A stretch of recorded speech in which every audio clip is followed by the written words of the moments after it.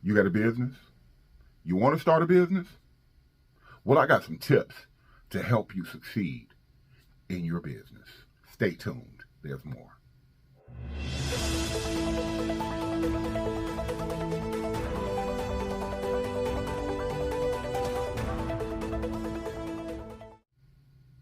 What's going on, y'all? Y'all know what time it is. Time for news for dudes and information women can use. Listen, I want to talk to y'all about being a business owner and some things that you need to know about owning a business. Now, I'm going to be honest with you. Being in business ain't easy. Starting a business ain't easy. But if you follow me and you listen to what I got to say, I'm going to help you make it there. Listen, starting a business is awesome. How do I know? Because I've been in business for over 20 years. I've had all kind of business and I've learned a whole lot. I've had failures and I've had successes. But in that time, I've learned from my mistakes so that I can share it with you. So today we're going to talk about understanding your customer slash client base. No matter what the business is, there are certain characteristics of every customer you come across. And understanding those characteristics means a lot. I know a lot of people are telling you that niche marketing is important. And it is if you're a small business and a service based business. You want to attract the customers that you are targeting. But when you get those customers, there is a problem. We generally don't know how to turn that customer or that lead, that's a better word, that lead into a customer or client because every person thinks different. And with that being said, most people think within a certain parameter.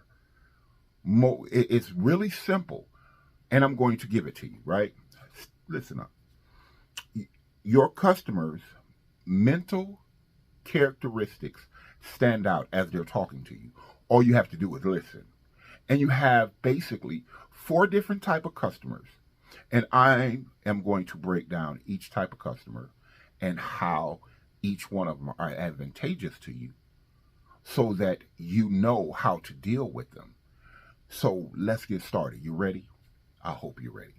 The first type of customer you have the customer who or client who are talking to you because they feel the product of your or service that you're providing is a necessity.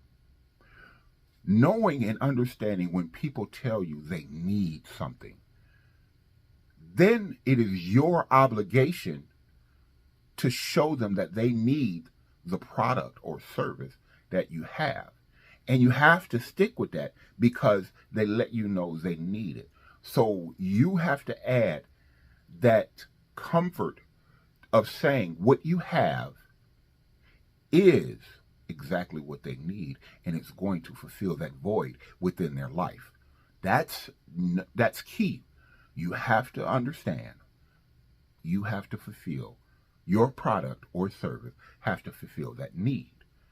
If someone needs, not wants, if someone needs a lawn care specialist, you have to make sure that they know that you are the number one yard care specialist that can satisfy that need and make them feel comfortable and relaxed by choosing you. How you go by that, you have to ask questions. On all of this, questions are number one. You have to have questions. And you have to ask, like, why do you feel you need a lawn care specialist?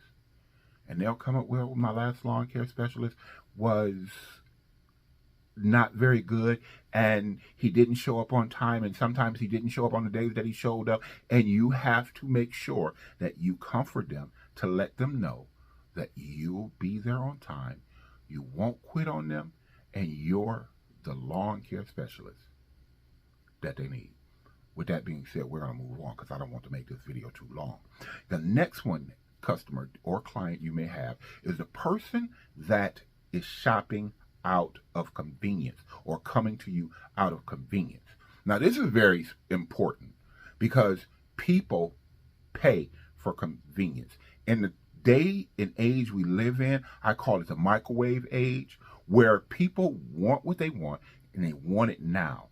I can get something delivered to my house the next day. Why did I not go to the store? Because it's convenient. I can order my groceries online and get them delivered to my house, and I'm going to pay a certain amount of money for those groceries. Even food, you can get your dinner delivered to you, and they're going to charge more than the restaurant charge. They're also going to have a delivery fee and a service fee and a tip. Why are you paying so much extra for the same groceries you could have went and got to yourself? Convenience. And understanding that, I think I said this in one of my videos, understanding that convenience should be the key to your pricing. If you offer a service or product that makes life convenient for someone else, you can charge a little bit more. Don't cheat yourself. But we're going to move on. Understanding when you ask a question, a person, hey, why would you like this service? And they say, well, I don't have time, or I don't have the patience, or I don't understand how to do this. Because you understand it, you're making it more convenient for them by taking on that project. So you have to reply to them and let them know that, hey, I got your back. I'm going to be the number one person to give you what you need to be comfortable in this process. I'll be there. I'll be there on time. I'll make sure it happens. I'll go the extra mile to find you what you need to make you feel comfortable, to make it convenient for you. Don't worry. You ain't got to waste your time. Don't worry. You don't have to think about this. I'm going to handle all of that. Those are ways to make sure your customer is relaxed in choosing you, to make sure everything that they want is handled so that they can be convenient, so it can be convenient for them. And their relaxation is important to you. Their convenience is important to you. So that's number 2. Like I said, I don't want to make this video long, but we're going to go into number 3. Number 3 is prestige. And I generally like to call these the entitled people, because when it's prestige is involved, when someone feels that they want something because it's a luxury, because if I don't have this, I may feel inadequate financially or socially. So they want to fulfill that void within them to make sure that they feel and look a certain type of way that is in line with their financial status that they want to present to others. That's mainly what it is. Even if it's for themselves. Some people just like to buy some expensive things simply because it makes them feel better about themselves. And I'm probably one of those people who I can say I want to buy something because it makes me feel better about who I am and where I'm at in life, and to offer me something. So when I look at tennis shoes, yes, I can go out and buy a pair of Jordans, or I can go out and buy a pair of Tom Fords. Now, the difference is when I wear those Jordans, everybody know that I have a pair of Jordans on, and I probably paid $200, $300 for them. Or I can buy those Tom Fords, who 60% or more of America don't know what they look like or what they are. So why did I buy them? I bought them because it made me feel good. So like watches, you can go out and buy a $10 watch, or you can go out and buy $1 million watch. What's the difference between the two? $10 and $1 million. They both keep time. So what's the difference? It's the prestige involved in knowing that you have on a $1 million watch. What does that $1 million watch look like? It looks like a watch. A Patek, the one that LeBron James wears or has, I think Jay-Z has one, they're $1 million watch. Simply looks just like a watch. And how did these people market to LeBron James and Jay-Z? Because instead of you, I'm guaranteeing you've never seen an advertisement for $1 million watch. Have you seen an advertisement for $100,000 watch? The average American don't see those advertisements because they do not advertise to the average American, because they want their customer base to know this is a prestigious watch. Not everyone can have it. Not everyone can afford it. And when you buy it, you're something special. And that's what you have to keep in mind when you deal with someone who wants something that will make them feel better or look better in front of people. They can feel better to themselves, whatever it is. You must understand that if this person lives a lifestyle where they feel like they're, and I hate to use the term, like they feel like they're better than the next person, but sometimes they do, or they feel they're more wealthier than the next person, sometimes they do, and it could be just the average person who just want people to think that they're doing better than the next person. You have to know and understand that. How do you know and understand that? Are y'all paying attention?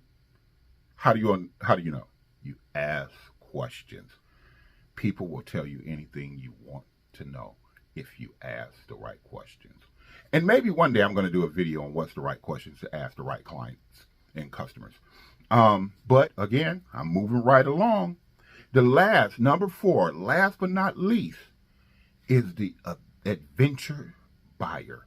Adventurous people will buy or support you simply because they're living on the edge. They want to try something new. They want to do something new. They want to eat something different. They want to wear something different. And if you can make it appear that it falls in line with that aspect, then they'll pay you more. They'll use your service and support your business. Soon as they say, hey, I was thinking I just wanted to try something new, be quick-minded about your products or services that says, you know what? I got this to offer. Let's be for real. You got 17 of them in the back. But they want to try something new. I got this for you. Hey, you ain't never tried this? You know what? My chef in the back can hook you up with this fried chicken linguine. Ain't nobody ever had that. And it's new to you. Have you ever had fried chicken linguine? If they ain't ever had fried chicken linguine, you just fed off into the mindset of an adventurer. If you sell clothes and you have clothes that you have not yet sold to the public, or they have not seen, then hey, you know what? I got this outfit, and this outfit is just for you. It's going to just, oh my God, you ain't got one like this. And you pull that outfit out in a color that is a little bit abstract or different. They don't have one like that.